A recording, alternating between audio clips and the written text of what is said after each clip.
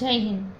આજે મારે વાત કરવી છે ડોટર ઓફ સરદાર એટલે મણિબેન પટેલની, જેનું પોતાનું આખું જીવન પોતાના પિતા અને આ દેશ માટે સમર્પિત કરી દીધું। અને સરદાર પટેલની દેશભક્તિની સેવામાં સૌથી વધારે કોઈનો ફાળો હોય તો એ મણિબેન પટેલ એમના દીકરીનો છે।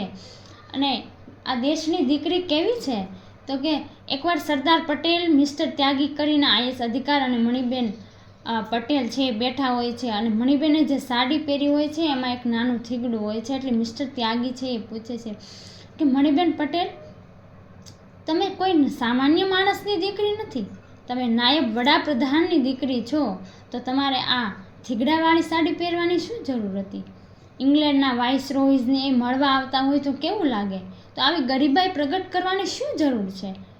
ત્યારે સરદાર સાંભળી જાય છે અને હળવેકથી કહે છે કે મિસ્ટર ત્યાગી, આજે મેં ચશ્મા પહેર્યા છે ને 8 વર્ષથી એકના એક ચશ્મા છે, અને એનો દાંડલો તૂટી ગયો ને એને દોરો વીટવીને પહેરું છું, અને આજે મારા હાથમાં પેન છે ને 4 વર્ષથી એની માત્ર રિફિલ બદલાવી છે, ઢાંકણું એનું એ છે। મણિબેન જે કપડાં વણે ને એ અમે બાપ દીકરી કપડાં પહેરીએ છીએ, અને અમારો દેશ છે નવજાત શિશુની જેમ છે, માંડ માંડ આઝાદ થયો છે, અને એને પૈસાની બહુ જરૂર છે હો મિસ્ટર ત્યાગી। એટલે બાપ દીકરી બને એટલે આ દેશ માટે પૈસા છે એ બચાવી રહ્યા છીએ। અને મણિબેન તો ખૂબ ઓછું બોલતા મિત્રો, પણ ધીમેકથી કહે છે કે મિસ્ટર ત્યાગી, આ થીગડું છે એ મારા બાપની ગરીબાઈનું નથી, આ હું ધારું ને એટલી મોંઘી સાડી પહેરી શકું, પણ આ થીગડું એ મારા બાપની સચ્ચાઈનું છે।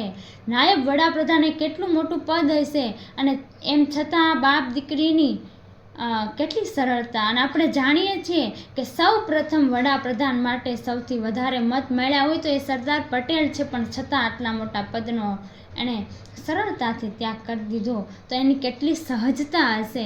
પણ આજનો માણસ થોડા પૈસા આવી જાય કે આજના માણસને કે આજના નેતાને નાના મોટું પદ આવી જાય તો શું કરે?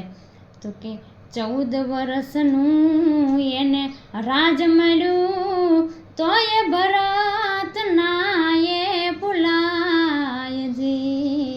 અને 5 વર્ષનો પ્રધાન આજે કોઈથી જાલ્યો નો રે જલાય, એ સમજણ જીવનમાંથી